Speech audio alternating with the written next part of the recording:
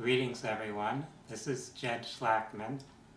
I'm a spiritual healer and holistic counselor in Miami, Florida. In this short video presentation, I will be discussing the topic of Reiki. What is Reiki? How does Reiki function? I've been practicing Reiki myself for over 15 years, and it's something that I have found very helpful to keep myself balanced and healthy. And it's also a practice that I often use to assist other people to help relieve stress and promote health and healing on all levels, physically, emotionally, mentally, and spiritually. The word Reiki is a Japanese word which translates to mean the divine or universal life force energy. This is the energy of life that is understood to come from a spiritual source. People come from different backgrounds and traditions and may have different names or descriptions of that spiritual source. We might call it God, the Great Spirit, the Prime Creator, the source of all life. Whatever name or description we might have for that, this is the understanding that we're accessing energy which comes from that spiritual source, and that ultimately we are each an expression or extension of that source. So we are never actually separate from that spiritual energy flow. With Reiki, we're becoming more conscious of this energy. We're becoming perceptive of it, feeling, sensing, sometimes even seeing it as it streams through us.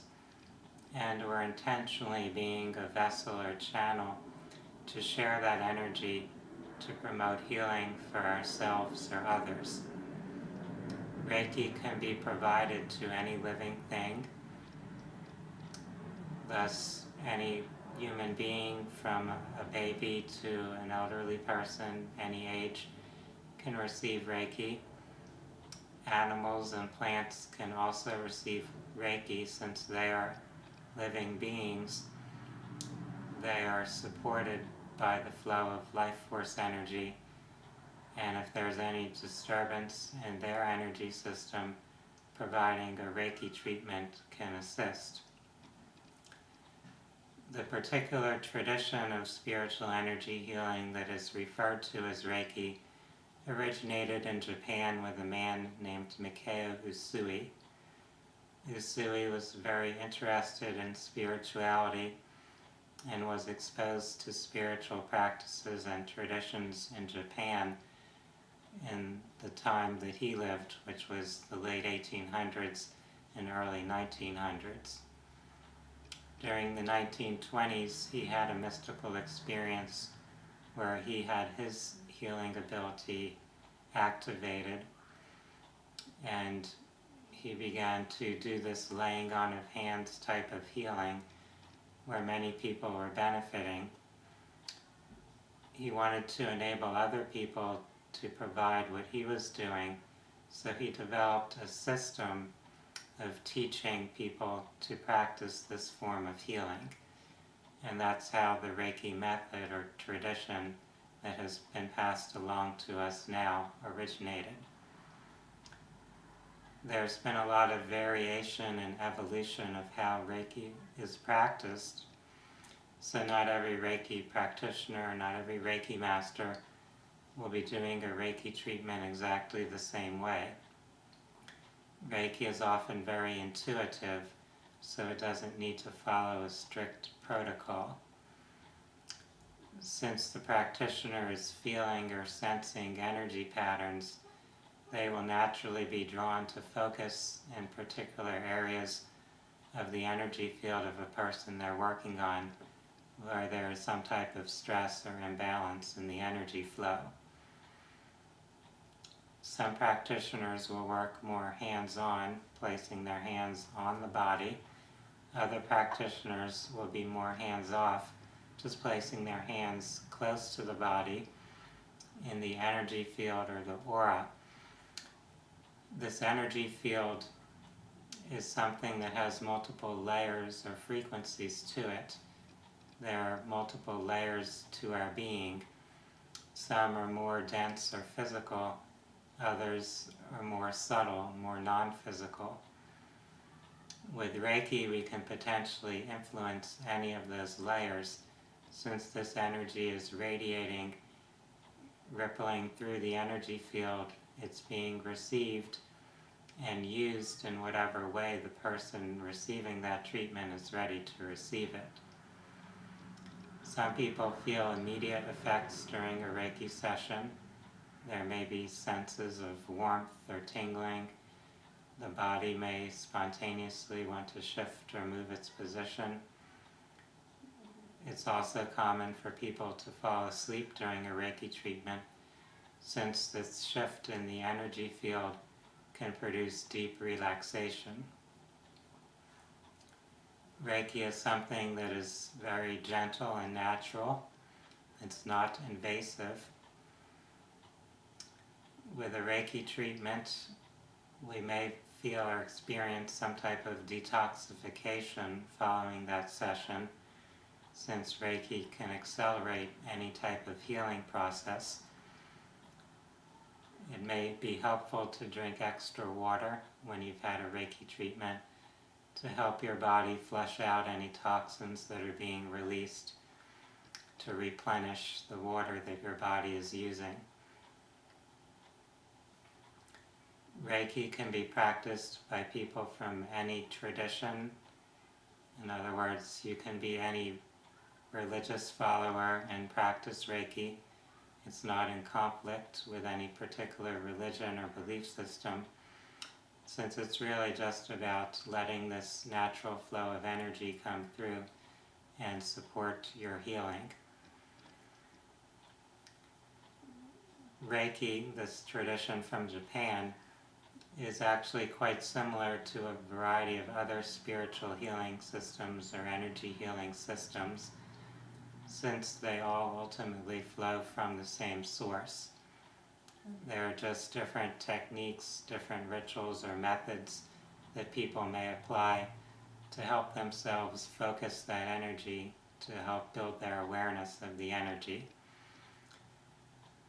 In Reiki, there are some symbols that are used to assist the practitioner focusing their healing intention.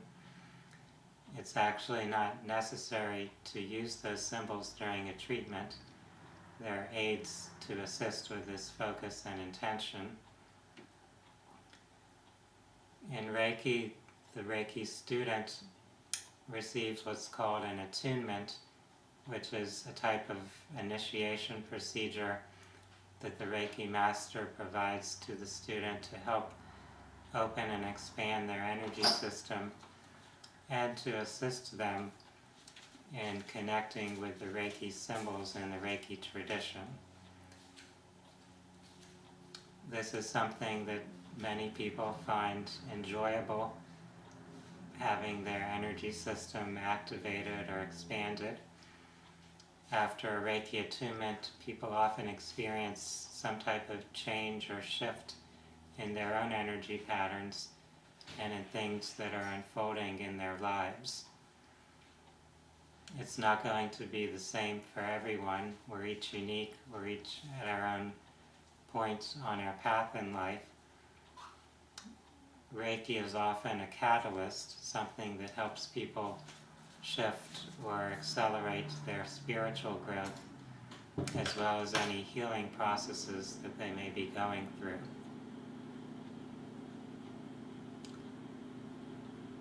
Reiki is something that I encourage everyone to try to experience. Most of the time it's very soothing and relaxing. It's a great way to relieve stress. Reiki can also facilitate pain relief. It can facilitate speeding up of recovery from injuries, and it can facilitate healing from a variety of health concerns. Many people report really great experiences following Reiki, where symptoms or conditions that they previously had seem to greatly improve or even go away. Not everyone will experience the same thing, so there's no guarantee of any particular result from a Reiki treatment. However, the more receptive you are, the more open you are to allow this healing process to unfold, to let yourself receive this spiritual energy, the more potential you have to gain benefits from it. Reiki can be experienced in an individual private healing session. It can also be experienced in group sessions, which are usually called healing circles. For a healing circle, a Reiki practitioner or more than one Reiki practitioner will go around in the circle to give short treatments to each person who attends. And also the collective energy and intention of that gathering can support or facilitate the healing process. I've been assisting or facilitating with Reiki circles now for approximately 15 years. For the last several years, I've been a facilitator at a place in Miami called Five Sisters.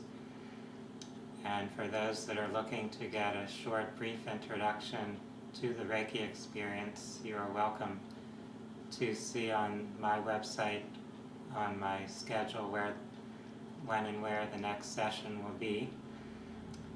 At Five Sisters, I'm presently doing them on a Friday evening once a month.